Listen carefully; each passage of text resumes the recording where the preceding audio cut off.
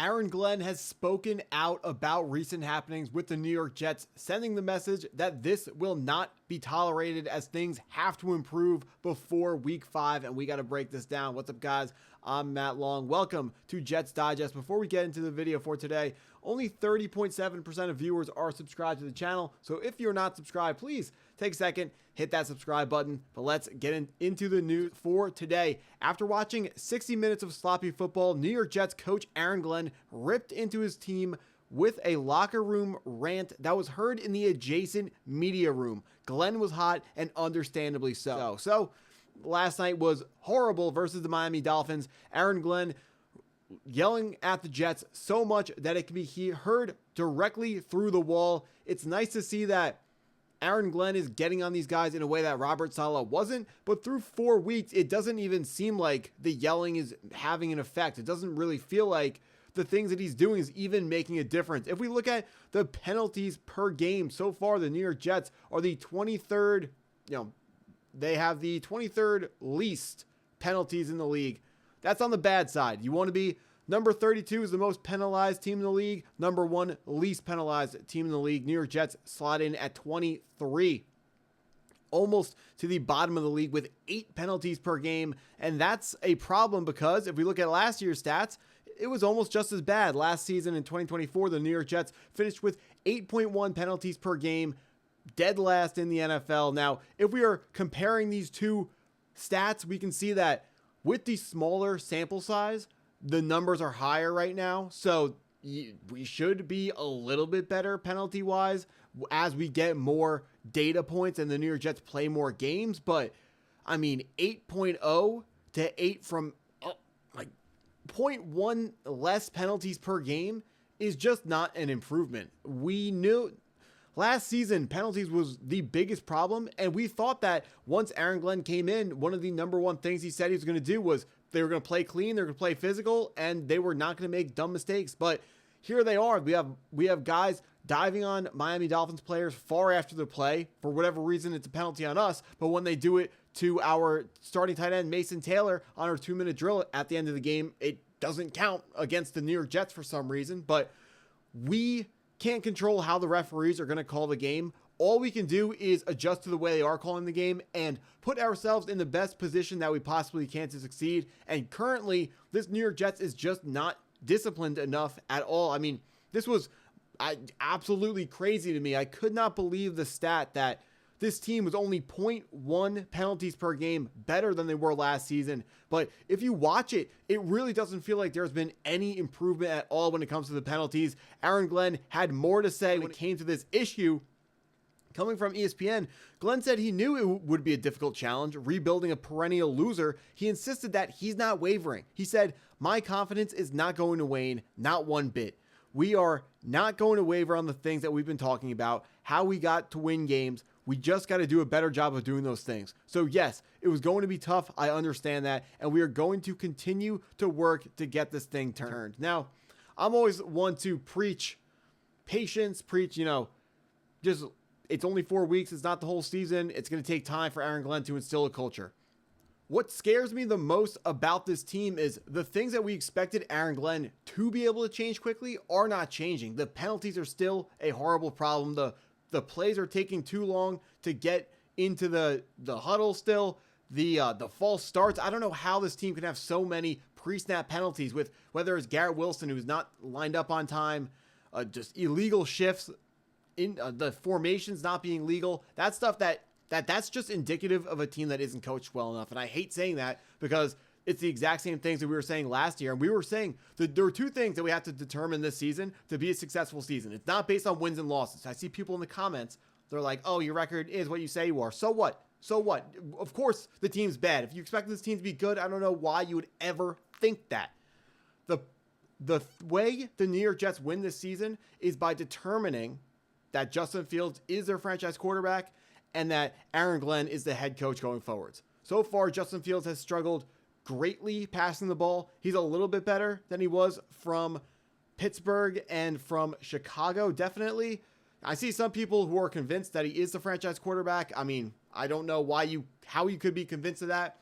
But Some people are. The thing that scares me the most, like, I'm not even worried about Justin Fields. I'm really not. I am so confident that this New York Jets regime, their plan is to draft Lenora Sellers whenever he does come out, even if he does look to me more like Anthony Richardson and less like Jaden Daniels. But that seems to be easily this regime's plan, is to go get Lenora Sellers in the draft. But the thing that needs to happen this year is Aaron Glenn needs to show us that this team is a well-coached team, and maybe we don't have the talent to hang around with the most talented teams in the AFC, but we have to be a well-coached team. That tells us that the new head coaching hiring is working, but so far that hasn't been the case at all. The penalties being as prevalent as they are, I don't even know how that's possible to happen, because every single day that is one of the number one things that Aaron Glenn is preaching. And it's probably unfair for me to put all this on Aaron Glenn, because at some point the players have to stop fumbling. They need to hold on to the football, and they need to not commit penalties. So it's a point of emphasis at practice. And at some point, maybe you got to swap out the players we have to find players who aren't going to commit penalties. And maybe it is unfair for me putting the entire penalty problem all on Aaron Glenn, but those pre-snap penalties, the guys not getting lined up correctly or having two guys in motion at the same time, that's coaching. The Kansas City Chiefs, all the best coached teams, they don't have those mistakes. And part of that is because their quarterbacks are more experienced, and Justin Fields sometimes needs to look out to the wide receivers and make sure that everyone is settled down and make sure he's doing his thing when he picks up his back foot to tell the center when to snap the ball. He needs to make sure he's doing that to make sure everyone's on the same page. And maybe that's a little bit on Justin, but these penalties are mostly coaching that have to be improved if Aaron Glenn is going to prove that he is the head coach moving forwards. Right now, I mean, with Woody Johnson, you never know. Woody Johnson could fire a head coach at any time. The dude in the past has been an absolute madman, but from what we've heard so far, it feels like Woody Johnson is giving Aaron Glenn the amount of freedom to do what he wants, which is correct, because Aaron Glenn knows more about football than Woody Johnson does. And he's giving our general manager, Darren Mougey, who, for some reason didn't give us a wide receiver too. I still can't comprehend how that happened, but if the Dolphins are going to leave Garrett Wilson one-on-one, then we will take that. And I guess, don't need to get a wide receiver too, because as bad as our receiving options are, last night would have been a win should we hold on to the football on the goal line, hold on to the football on kickoffs. Got to cut that kickoff returner. Isaiah Williams, I believe his name was, the new signee, fair catching a punt on the 2-yard line, fumbling a kickoff, just goodbye. Done. He can go. But more bad news from last night. Braelon Allen, our number 2 running back, really a 1B type of guy, from Ian Rappaport. Jets running back Braelon Allen, who was ruled out last night with a knee injury, suffered an MCL sprain that will likely land him on injured reserve, sources say. Allen is expected to receive additional opinion. So he's going to some other doctors. Going to figure out what people are saying about his knee injury, but it does look like Braelon Allen will be headed to IR to miss a minimum of 4 games. Fortunately, the running back position is somewhere where the New York Jets are very deep. Isaiah Davis, I know people were complaining that he got the carry on that 3rd down that he didn't pick up, but when they're talking about Isaiah Davis and complaining about him getting that carry on 3rd and 6, that everyone likes to leave out the first drive when it was 3rd and 6, he got the carry and got the 1st down. Everyone forgets that part. The point of that play call was to set up 4th down.